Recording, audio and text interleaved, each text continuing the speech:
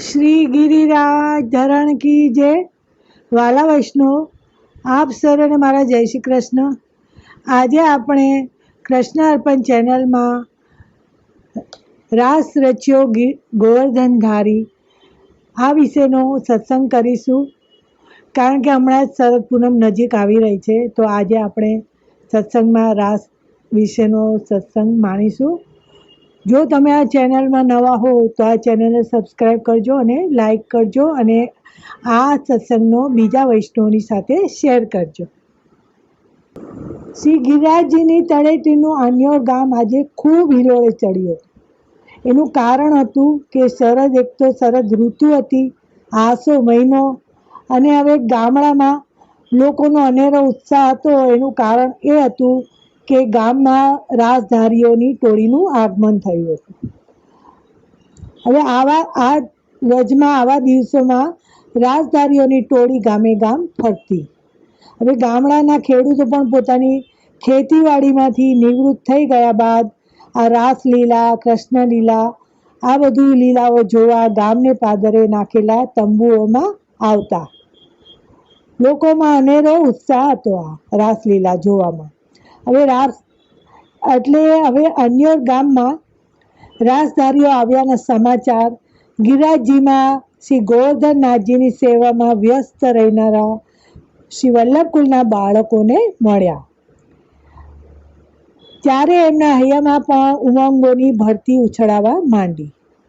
એક સવારે રાસધારી મંડળીનો નાયક એ વખતે ગિરિરાજજીમાં વસતા શ્રી ગોકુળનાથજી પાસે આવ્યો. હવે એ વખતે શ્રી ગોકુળનાથજી ઉપરાંત એમના વડીલ બંધુ શ્રી ગિરધરજી, શ્રી ગોવિંદરાયજી, શ્રી બાલકૃષ્ણજી તેમજ રઘુનાથજી પણ ગોપાલપુર નાથદ્વારામાં શ્રીજી બાવાની સેવામાં બિરાજતા હતા. એટલે આ નાથદ્વારા એટલે હાલનું નાથદ્વારા નહીં, પણ તે વ્રજનું ગોપાલપુર એટલે કે જતીપુરા. હવે તે નાયકે કહ્યું કે કૃપાનાથ, આન્યોરના પાદરમાં મારી રાસ મંડળી રાસ કરવાની છે, તો આપ સરે બાળકો રાસ જોવા પધારો, તો અમે રાસ કરીએ. શ્રી ગુસાઈજી એ વખતે ગોકુળ ખાતે બિરાજતા હતા. આથી શ્રી ગોકુળનાથજી એના વડીલ બંધુ શ્રી ગિરધરજી પાસે ગયા. હવે મોટા ભાઈ અન્યોર ગામે રાસધારીઓની મંડળી આવી છે. અમારી સૌ બાળકોની ઈચ્છા છે કે આપણે રાસ કરાવીએ અને આપ રાસલીલામાં પધારો. હવે શ્રી શ્રી ગિરધરજીએ કીધું કે વલ્લભ કાકાજી અહીં હોત તો તેમને પૂછીને હું રાસ કરાવત, પણ અત્યારે કોઈ મારાથી નિર્ણય ના લેવાય, અને તમારી સૌની જો તીવ્ર ઈચ્છા જ હોય તો તમે પરાસોલી ચંદ્ર સરોવર ઉપર રાસ કરાવો, અને મારાથી ગોપાલપુર શ્રીનાથજીને છોડીને અવાય નહીં, એમ શ્રી ગિરધરજી મોટા ભાઈ બોલ્યા. હવે ગિરધરજીની સલાહ પ્રમાણે બાકીના બાળકોએ રાસધારીના રાસનું પરાસોલી ચંદ્ર સરોવર ખાતે આયોજન કરવાનો નિર્ણય લીધો. ચંદ્ર સરોવરની ભૂમિ તો આમે સારસ્વત કલ્પની રાસસ્થલી હતી. શ્રી ગોકુળનાથજીને ચતુર્ભુજદાસજી યાદ આવ્યા. ચતુર્ભુજદાસ, તમારે પરાસોલી ચંદ્ર સરોવર પર આજે અમારી સાથે આવવાનું છે. હવે એમણે ચતુર્ભુજદાસને કીધું. તો ચતુર્ભુજદાસ ખૂબ આશ્ચર્ય પામ્યા અને પૂછ્યું કે પરાસોલી કેમ, અચાનક કઈ છે કૃપાનાથ? તો હવે મંદિરમાં શરદ પૂનમના મનોરથની તૈયારી થઈ રહી. હવે ત્યાં સૂચન શ્રી ગોકુળનાથજી દ્વારા આવ્યું, એટલે ચતુર્ભુજદાસ વિચારમાં પડી ગયા. તો ચતુર્ભુજદાસને કીધું કે આજે તમને શરદ પૂનમ છે, ખબર તો છે ને? હા હા પ્રભુ, મને ખબર છે. તો આન્યોરમાં એક રાસ મંડળી આવી છે. અમારી બાળકોની ઈચ્છા છે કે શરદ પૂનમની રાતે ચંદ્ર સરોવર પર રાસનું આપણે મંડાણ કરીએ. આવું શ્રી ગોકુળનાથજીએ ચતુર્ભુજદાસને કહ્યું. શ્રી ગિરધરજીએ મંદિરમાં શેણ આરતી કરી લીધી એટલે શ્રી વલ્લભકુળના યુવા મંડળી રાસધારીઓ સાથે ચંદ્ર સરોવર પર રાસનું મંડાણ કરવા નીકળી પડ્યા. જુવાન ચતુર્બુદાસ પણ ગાતા નાચતા આનંદથી રાસધારીઓની સાથે નીકળી પડ્યા. રાત્રિના 3 પ્રહર વીતી ગયા. પૂર્ણિમાનો ચાંદ બરાબર પૂર્વ 12માં ખીલ્યો હતો. દાંડિયાની રમઝટ બોલતી હતી. ત્યાં શ્રી ગોકુલનાથજી એક ખૂણામાં બેઠા બેઠા રાસના દર્શન કરતા ચતુર્બુદાસ પાસે આવ્યા અને આજ્ઞા કરી, ચતુર્બુદાસ, આજની આ રઢિયારી રાત્રે કંઈક સરસ મજાનું પદ લલકારો. હવે કૃપાનાથ કહેતા મૂંઝાયેલા ચતુર્બુદાસ આગળ બોલતા અટકી ગયા. તો પૂછ્યું કે તમે કેમ અટકી ગયા ચતુર્બુદાસ? જુઓ કેટલો મોટો રંગ જામ્યો છે. હવે તમારા કવિ હૃદય આવા ટાઈમે હાજર હોય અને તમે રાસના પદો ન ગાઓ એ કેમ ચાલે? તો ચતુર્બુદાસ કીધું કે કૃપાનાથ, આવા સરસ વાતાવરણમાં મારું હૈયું પદો ગરબીઓ ગાવા ખૂબ ઉછળે છે, પણ હું આ મારી ગરબીઓ પદો કોની આગળ ગાઉં? શ્રી ગોરધનનાથજી તો રાસ રમતા હોય, એના રસભર્યા દર્શન થતા હોય, એ રાસ ગરબી ગાવ. આપણા રાસ રસેશ્વર તો અત્યારે ગિરિરાજજીમાં શ્રી ગોસ્વામી શ્રી ગિરધરજી પાસે બિરાજે છે. તમે રાસ રમનારા રાસ રસેશ્વરને અહીં પધરાવી લાવો અને પછી જુઓ રાસની કેવી રમઝટ જામે છે. તો કીધું કે ચતુર્બુદાસ, પણ એવું કેવી રીતે બને? અત્યારે તો રાત્રિનો છેલ્લો પ્રહર ચાલે બાકી છે અને પધરાવા જઈએ ત્યાં આવતા જતા રાત્રિનો છેલ્લો પ્રહર પણ વીતી જાય અને સવાર પડી જાય. અને આપણા ગોરધનનાથજી તો નટખટ છે, આવે પણ ખરા અને ન પણ આવે. તો ગોરધનનાથજીની પધરામણીની તમે ચિંતા ન કરો. એક જ ઘડીમાં ગોરધનનાથજી અને ગિરધરજી બંને પધારશે. ચતુર્બુદાસમાં અનોખો આત્મવિશ્વાસ હતો અને એ આત્મવિશ્વાસ સાથે તેઓ આવું બોલ્યા.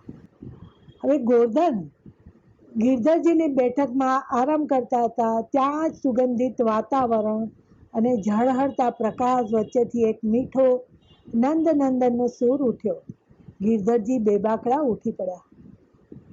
ઓચિંતા કૃપાનાથ, રાત્રિના છેલ્લા પ્રહરમાં મને યાદ કર્યો? તો ગિરધરજી આવું હાફડા ફાફડા બોલી ઉઠ્યા.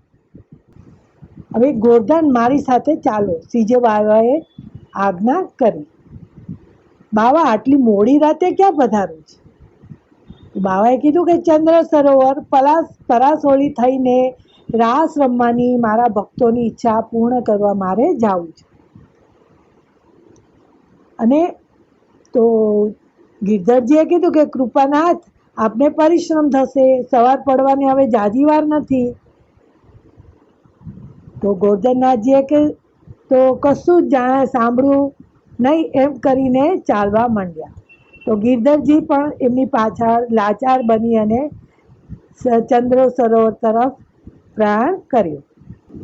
ચંદ્ર સરોવર પર રાસનો રંગ જામ્યો હતો. ઝાંઝ, પખાજ, ઢોલ ઇત્યાદિ વાદ્યોથી ધરતી પણ ધમકતી હતી.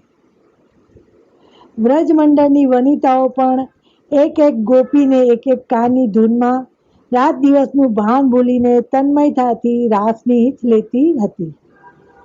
આકાશમાંથી ચંદ્ર ચાંદનીની અમી વર્ષા ઢોળી રહ્યો હતો.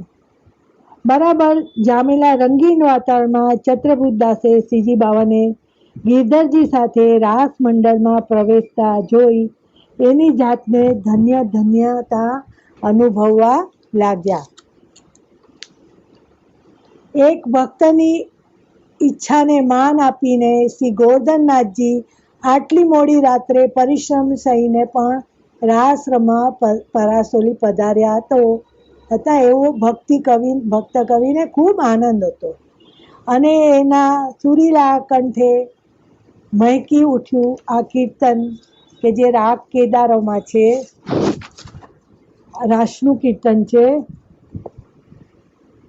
શ્રીજી બાવાને પ્રવેશ કરતા જોઈને ચતુર્બુદાસની વાણી ખુલી ગઈ અને એમને આ કીર્તન લલકાર્યું. अद्भुत नट भेख धरे जमुना तट श्याम सुंदर गुण निधान गिरिवर धरन रास रंग राजे अद्भुत नट भेख धरे युवती यूथ संग मिल गावत केदारो राग आदर बेनु मधुर मधुर सप्त सुर साजे अद्भुत नट भेख धरे जमुना तट श्याम सुंदर गुण निधान गिरिवर धर रास रंग राजे उरपतिरपलाग डाट तात तात थे उगडत सदावली गती भेद कोनवाज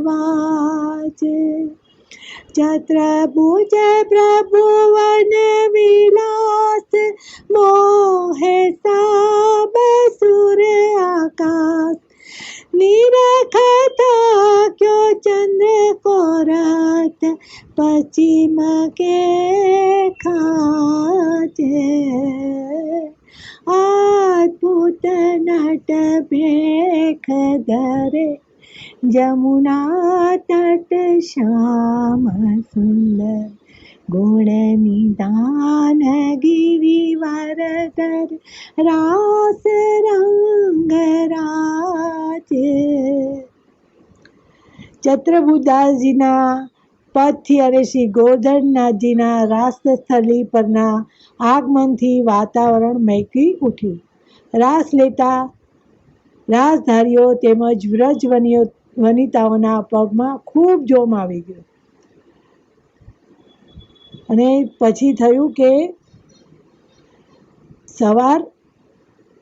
સવાર આવી રહી હતી અને રાસની રમઝટ જામતી હતી અને એમ કરતાં સવાર પડી અને સૌ રાસ પૂર્ણ થયો અને સૌ ખેલૈયાના અંતરમાં રાસ પૂર્ણ થવાની અને એમના હૃદયમાં શ્રી ગોવર્ધનનાથજીથી વિખૂટા પડવાની વેળાની વેદનાથી ઘૂંટાઈને ચહેરા પર સૌને આકાર પામવા માંડ્યું હતું.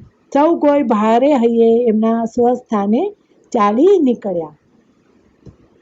તો આજનો આ રાસનું કીર્તન અને આજનો રાસનો સત્સંગ શ્રી ઠાકોરજીના ચરણોમાં સમર્પિત. બોલો શ્રી વલ્લભાધીશ કી જય.